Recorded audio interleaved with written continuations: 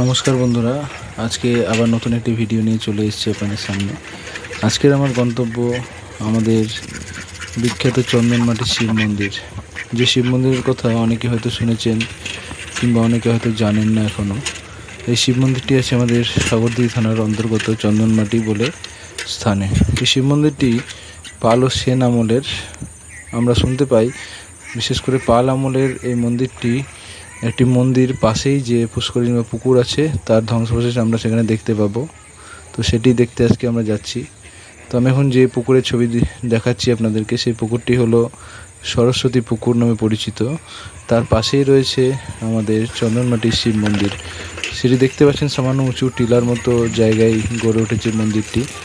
এই মন্দিরটি সারা বছরে হাজার হাজার ভক্ত এই মন্দিরে জল ঢালতে আসেন বা মন্দির দর্শন করতে আসেন।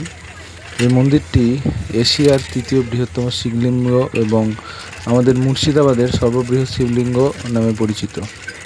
যে শিবলিঙ্গটি না দেখলে আপনি বিশ্বাস করতে পারবেন না, এটি আয়তনে অনেক বৃহৎ।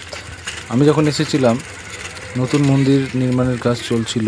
বর্তমানে আপনারা যদি যান তাহলে দেখবেন মন্দিরটি আরও সুন্দরভাবে সাজানো হয়ে গিয়েছে এবং পাশের যে পিলারগুলো ছোট ছোট দেখতে পাচ্ছেন তাতে স্টিলের রেলিং লাগানো হয়েছে। তো আমি এখন চলে এসেছি মন্দিরের উল্টো দিকে যে পুষ্করিণী বা পুকুরের কথা আপনাকে বলছিলাম, সেই পুকুর বা পুষ্করিণী থেকে এই শিবলিঙ্গটি উদ্ধার করেছিলেন তৎকালীন যিনি প্রত্নতত্ত্বের কাজ করতেন নলাক্ষা এবং তার সঙ্গে তার একজন বন্ধু জমিদার।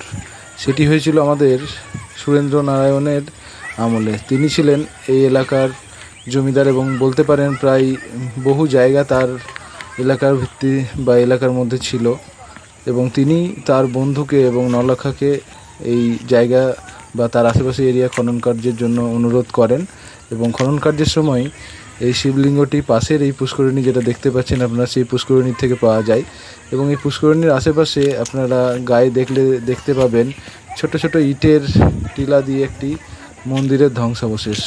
তো আমরা শিব মন্দিরের ভেতরে প্রবেশ করতে যাচ্ছি। আপনারা দেখুন, এশিয়ার তৃতীয় বৃহত্তম শিবলিঙ্গ এবং আমাদের মুর্শিদাবাদের সর্ববৃহৎ শিবলিঙ্গ। দেখতেই পাচ্ছেন কতটা বড় এবং এখানে স্বয়ং ভোলে বাবা বসে আছেন বলেও অনেকে বলেন। অর্থাৎ এই শিবলিঙ্গ বা আমাদের এই ভোলে বাবা সত্যিই খুব জাগ্রত, এটা লোকমুখে প্রচার। আমি এখন দাঁড়িয়ে আছি শিবলিঙ্গ সংলগ্ন পাশের খেলার মাঠে। এই খেলার মাঠ থেকে আমাদের শিব মন্দিরটি দেখতে আরও সুন্দর এবং তার আশেপাশের পরিবেশটি অতি অপরূপ সুন্দর দেখাচ্ছে। আপনারা বুঝতেই পারছেন শিবলিঙ্গটি একটি উঁচু টিলার উপরে রয়েছে এবং এই টিলার নিচে হয়তো আমাদের অনেক ইতিহাস এখনও সাহিত্য অবস্থায় রয়েছে, যা ভবিষ্যতে যদি কোনোভাবে খনন কার্য করা হয় তাহলে হয়তো অনেক নতুন ইতিহাস বেরিয়ে আসলেও আসতে পারে। তো এই নতুন মন্দিরটি আপনারা দেখতে পাচ্ছেন, নতুন মন্দিরটি অতি সুন্দর করে নতুনভাবে গড়ে তোলা হয়েছে এবং এটির কাজ এখনও চলছে। তো ভিতরের যে সুন্দর যে ডেকোরেশন বা ভিতরের জায়গাটিও আমি দেখছেন সুন্দরভাবে সাজানো হয়েছে এবং সামনেই আমাদের রয়েছেন আমাদের সবার প্রিয় বা সবার শ্রদ্ধেয় বা বলতে পারেন সবার রক্ষাকর্তা ভোলে বাবা। এখন আমি যেখানে দাঁড়িয়ে আছি এটি হলো একটি লোহার সিন্দুক। একটি মিথ বা একটি প্রচলিত কথা আছে, এই লোহার সিন্দুকটি যে ভাঙার চেষ্টা করেছে সেই নাকি মুখে রক্ত উঠে মারা গিয়েছে। এই ভাঙার চেষ্টা করা হয়েছে, সেই দাগটা আপনারা লোহার সিন্দুকের উপরে দেখতে পাবেন। এটি অবশ্যই একটি মিথ এবং সেটি নিয়ে এখনও ধোঁয়াশা আছে।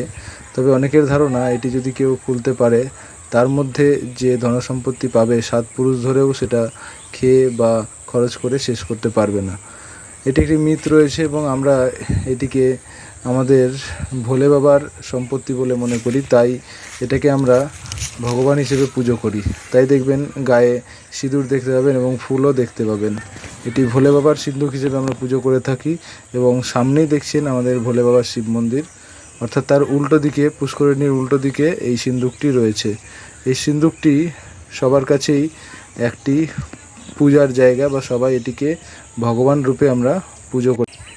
তো যে সকল বন্ধুরা আমার এই ভিডিওটি দেখছেন তাদের সকলের কাছেই আমার একটি রিকোয়েস্ট বা অনুরোধ থাকবে, আমাদের এই ভোলে বাবা বা আমাদের এই চন্দনমাটির শিব মন্দিরটি আপনারা সব মানুষের মাঝে প্রচার করুন।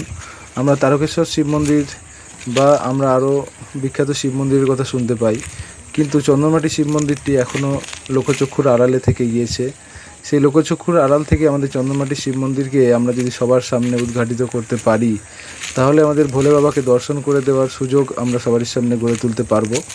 তাই এই আশা রেখেই ছোট্ট আমার একটি নিবেদন বা ছোট্ট ভিডিও। এই ভিডিওটি যদি ভালো লেগে থাকে অবশ্যই লাইক, কমেন্ট বা শেয়ার করবেন। শেয়ার একটি উদ্দেশ্যেই করবেন, যেন ভোলে বাবাকে আমরা সবার সামনে তুলে ধরতে পারি। তো আমাদের পাশের পুষ্করিণীর পাশে আর একটি ছোট্ট পুষ্করিণী রয়েছে। তো এটিও একটি মিথ রয়েছে যে এই পুষ্করিণী থেকে কোনো না কোনো দিন হয়তো আমাদের কালীমা উঠে আসবেন।